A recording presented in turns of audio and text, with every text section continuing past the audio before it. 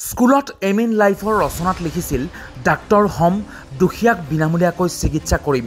স্কুলীয়া জীৱনৰ ৰচনাক এতিয়া বাস্তৱ ৰূপ দিছে এগৰাকী চিকিৎসকে। চিকিৎসকজনৰ নাম ডাক্তৰ ৰুবুল আহমেদ। তেওঁ বৰ্তমান বঙাইগাঁও অসামৰিক চিকিৎসালয়ৰ এগৰাকী মেডিচিন বিভাগৰ চিকিৎসক।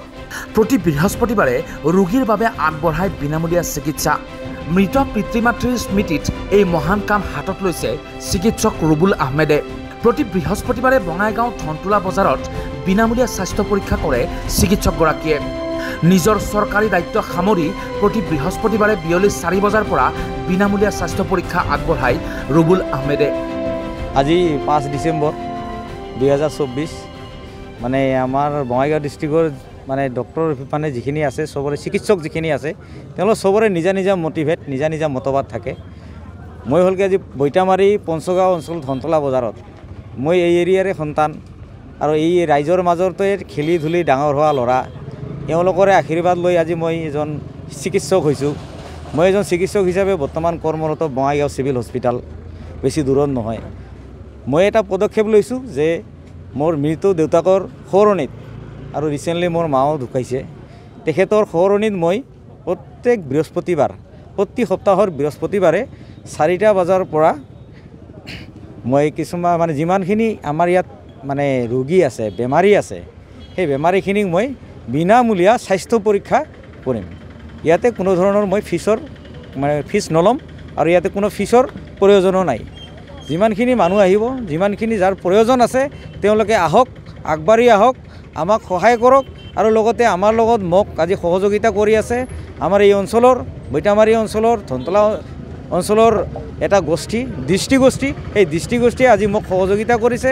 আপোনালোকেও মোক সহযোগিতা কৰক আৰু এনেকুৱা যাতে পদক্ষেপ আৰু কিছুমান ডক্টৰে লওক, বিভিন্ন জিলাই জিলাই এনেকুৱা পদক্ষেপ লওক যাতে আমাৰ সাধাৰণ ৰাইজৰ যাতে উপকৃত হয়। তেওঁলোকে বিভিন্ন ক্ষেত্ৰত আমাৰ কি হয়, কিছুমান দুখীয়া মানুহ থাকে, তেওঁলোকে গাড়ী ভাড়া দি ইয়াৰ পৰা বঙাইগাঁও 200 টকা দি যাব নোৱাৰে।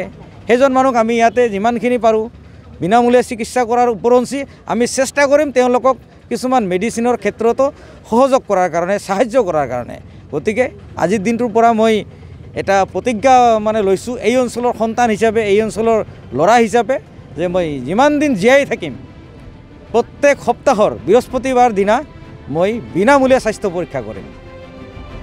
বঙাইগাঁও জিলাৰ ধনতোলা বজাৰত অৱস্থিত আছাম মেডিচিন চেণ্টাৰ নামৰ ব্যক্তিগত ফাৰ্মাচীখনত প্ৰতি বৃহস্পতিবাৰে ৰোগীসকলে লগ পাব ডাক্তৰ ৰুবুল আহমেদক।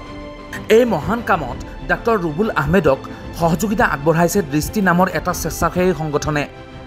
ডক্টৰ আহমেদ গাঁৱৰ পৰা ওলাই গৈ তেওঁ ডক্টৰ হ'লে GMCHত, কিন্তু তেওঁ নিজৰ গাঁৱক, নিজৰ মাটিক, এই অঞ্চলৰ ৰাইজক পাহৰি যোৱা নাই।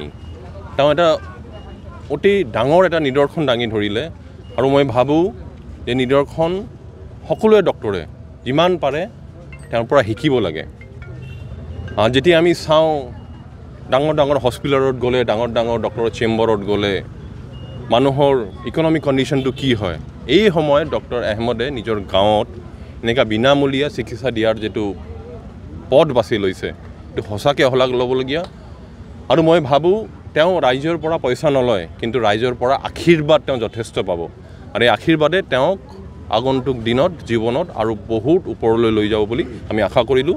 আৰু লগতে দৃষ্টিগোষ্ঠী যি NGOয়ে তেখেতক সহায় কৰি আছে, দৃষ্টিগোষ্ঠীকো মই শলাগ জনালোঁ যে আপোনালোকে ডক্টৰ আহমেদৰ লগত মিলি এই অঞ্চল, এই ভিতৰুৱা অঞ্চলত যে এনেকুৱা এটা পদক্ষেপ লৈছে তাৰ বাবে সঁচাকৈ ধন্যবাদৰ পাত্ৰ আপোনালোকেও। ডাক্তৰ ৰুবুল আহমেদৰ পৰা প্ৰতিদিনে 50ৰ পৰা 80জনকৈ ৰোগীয়ে লাভ কৰে বিনামূলীয়া চিকিৎসা।